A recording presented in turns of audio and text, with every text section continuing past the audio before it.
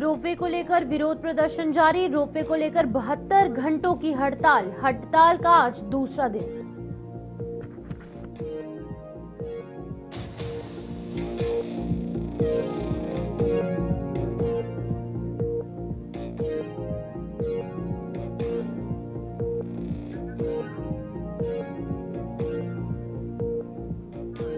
वहीं Katra Reasi rail track पर 3,300 ton वजन का हुआ सफल परीक्षण।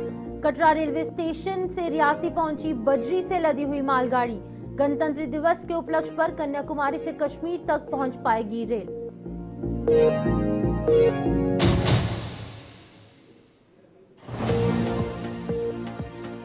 वहीं पूर्व सदर रियासत डॉक्टर करण सिंह का बड़ा बयान। संवैधानिक बदलाव के बाद आतंक पर अंकुश। पूर्व सदर रियासत ने सरकार के फैसले को उचित ठहराया।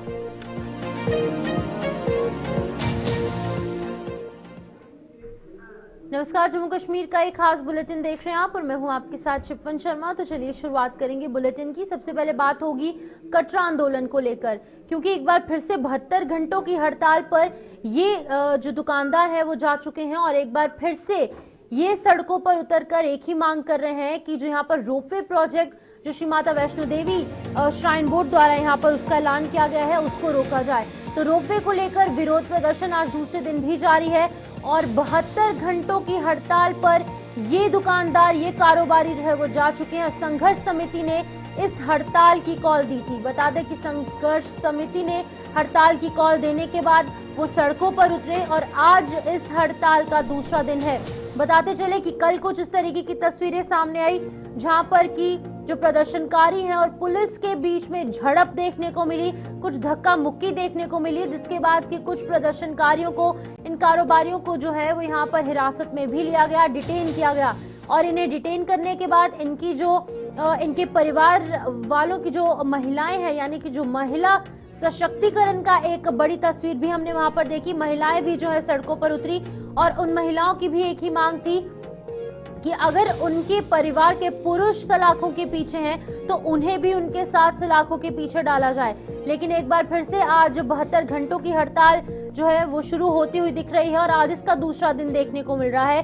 रोपवे प्रोजेक्ट को लेकर ये पूरा बवाल, पूरी सियासत देखने को मिल रही है, जहां पर चाहे वो सियासी पार्टियां हों या फिर वो कुछ NGOs हो या फिर अलग अलग जो ऑर्गेनाइजेशंस हैं, कुछ लोग इनके समर्थन में हैं और कुछ लोग इनके विपरीत यानी कि इनके अगेंस्ट हैं। लेकिन तस्वीरें आपके सामने, ये ताजा तस्वीरें जहां पर कि पुलिस के साथ झड़प भी देखने को मिली थी, कुछ धक्का मुक्की की तस्वीरें सामने आई, जिसके बाद कि कुछ लोगों को डिटेन भी किया गया।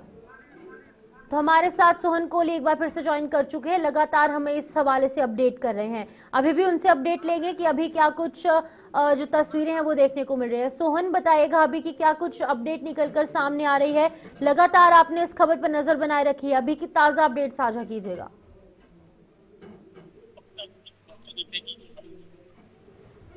कमेटी की तरफ से, यानी कि कल पीसफुली स्ट्राइक यहाँ पे कर रही थी कि मगर एडमिनिस्ट्रेशन की तरफ से कुछ लोगों पे लाठीचार्ज भी की गई और कुछ लोगों को हिरासत में भी ले लिया गया।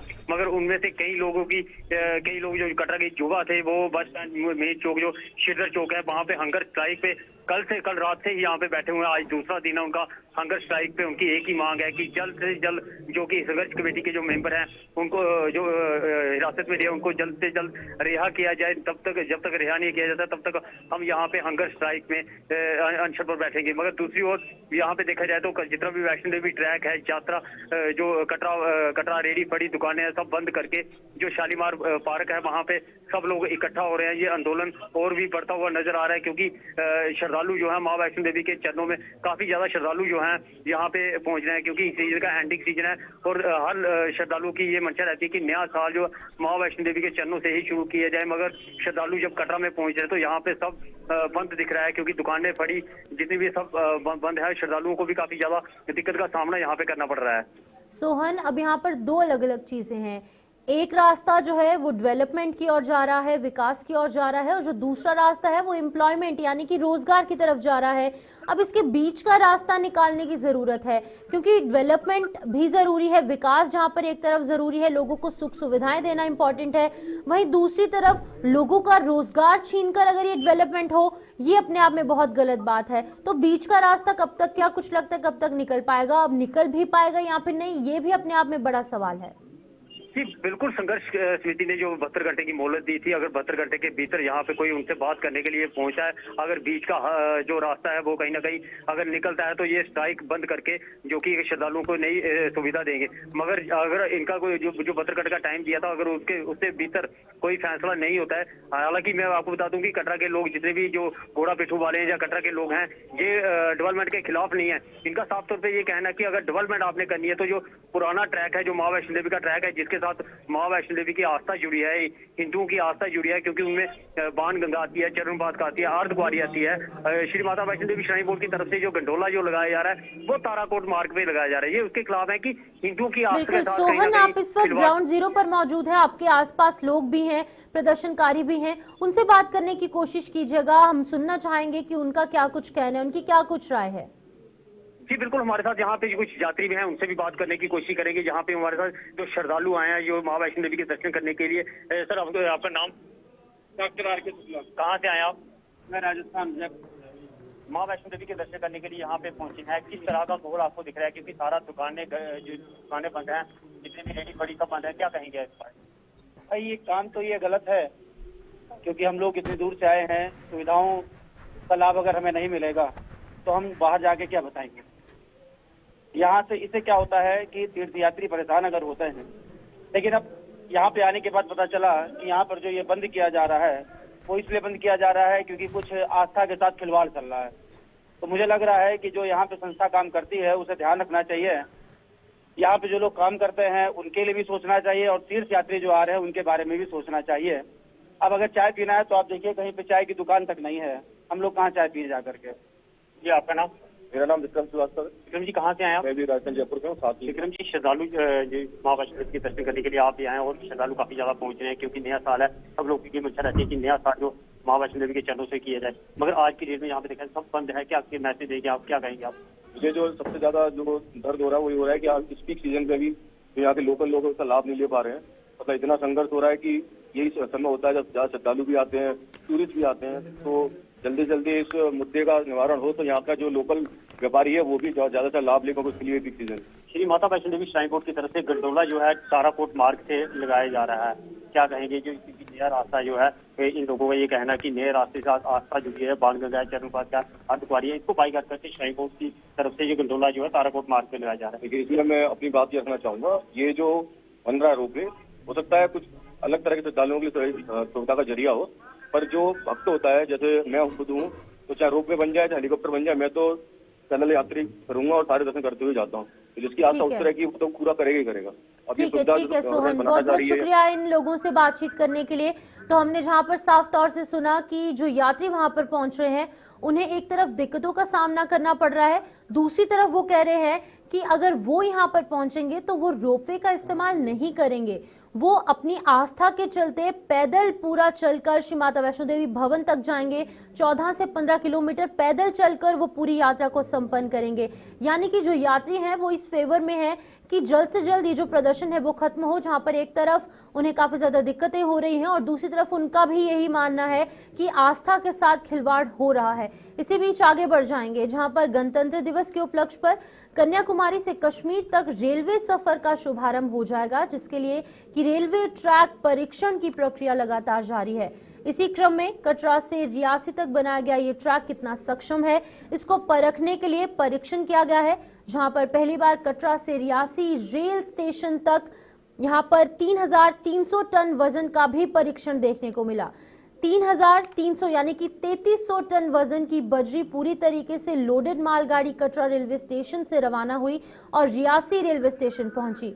इस सफल परीक्षण के बाद तमाम प्रक्रिया पूरी की जाएंगी और उम्मीद ये है कि आने वाले गणतंत्र दिवस के उपलक्ष्य पर कन्याकुमारी से कश्मीर तक पर्यटक अपनी यात्रा रेल से कश्मीर तक पहुंच पाएंगे। तो हमारे साथ संजीव प्राशर ज्वाइन कर चुके हैं इस खबर पर अपडेट करने के लिए। संजीव, देखिए अब यहाँ पर ट्रायल रन पूरा हो चुका है, लेकिन क्या कुछ लगता है, जहां पर अनुमान तो ये है जो टेंटेटिव डेट है वो 26 जनवरी की बताई जा रही है, यानी गणतंत्र दिवस की, अब क्या कुछ लगता है कि कब तक कश्मीर से कन्याकुमारी तक का सफर ट्रेन के जरिए हो पाएगा? से कटरा और रियासी के बीच जो टनल बचा हुआ था और कहीं ना कहीं कड़ी मुश्किलें करने के बाद वहां पे जो कार्य है वो सफल हो गया। और उसी के साथ साथ अगर कल की बात करें तो कल कटरा से रियासी के बीच एक जो रेल का इंजन था वो लाया गया, उसका ट्रायल लिया गया। और उसी के साथ साथ अगर बात की जाए तो मालगाड़ी वहां पे पहुंची जिसमें लगभग बजरी की बात करें तो 3,300 टन जो उसमें बजरी लदी हुई थी वो वहां पे पहुंची। तो आज की अगर बात करें तो आज CRS है वो ट्रायल जिस तरह से लिया जाएगा और 2 दिन जो मालगाड़ी है जिसमें बजरी लदी हुई है 3,300 टन, वो लगभग 2 दिन उस जो केवल स्टील ब्रिज है उस पर खड़ी रहेगी। और कहीं ना कहीं अगर देखा जाए तो वहां पे पूरा उसका जो CRS है वो किया जाएगा, ट्रायल किया जाएगा कि कितना जो पुल है वो मजबूत है। तो अगर लगता है कि पुल जो मजबूत है, सक्षम है, जहाँ पे हरी झंडी मिल सकती है, तो 5 को CRS की जहाँ पे एक और जो बड़ी रेलवे की जो टीम है वो यहाँ पे पहुंचेगी, उसका ट्रायल लिया जाएगा। और उसी के साथ साथ अगर बात करें तो हो सकता है 26 जनवरी पर जहाँ पे जो कश्मीर से कन्याकुमारी तक ट्रेन जो है वो चल पाए। संजीव, अब कितना फायदा इससे होगा, क्योंकि पहले ये देखा जाता था कि कहीं ना कहीं स्टेशन पर रुकना पड़ता था, ट्रेन चेंज कर कर कश्मीर से कन्याकुमारी तक लोग पहुंच पाते थे, लेकिन एक बहुत बड़ा फायदा अब होगा कि सीधी एक ही ट्रेन से कश्मीर से लेकर कन्याकुमारी तक। पहले हम सिर्फ एक इसको जुमला बोलते थे या फिर कुछ एक ऐसे मुहावरे के तौर पर इसको इस्तेमाल करते थे कि कश्मीर से लेकर कन्याकुमारी तक, लेकिन अब ये सपना जो है वो साकार होने जा रहा है। जी बिल्कुल, अगर बात की जाए जिस तरह से हम देखते हैं आए दिन नेशनल हाईवे है जो जम्मू श्रीनगर को इशारा है, वहां से अगर देखा जाए तो जिस तरह से लैंडस्लाइड हो जाती है, कई दिन जो गाड़ियां नहीं चल पाती हैं, कई बार स्नोफॉल जिस तरह से हो जाता है वहां पर भी गाड़ियां नहीं चल पाती हैं।